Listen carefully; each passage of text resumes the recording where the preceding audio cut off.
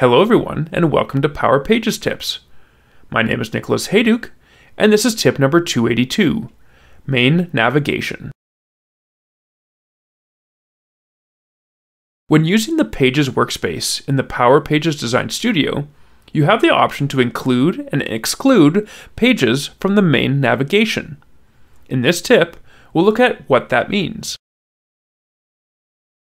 Before we dive into the details, don't forget to subscribe to the Engineered Code YouTube channel for our weekly tips, monthly community calls, and lots of other Power Pages and Power Platform content. In the Pages workspace, web pages are grouped into main navigation and other pages.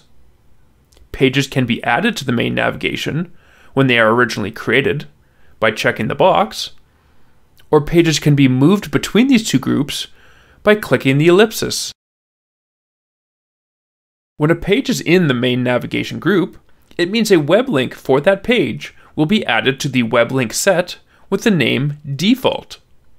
If you move the page to the other pages group, that web link will be removed.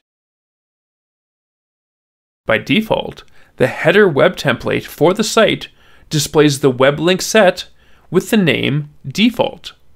However, you can customize the web template however you want. So if you choose not to use the default web link set, then moving pages between those two groups won't change anything for your users.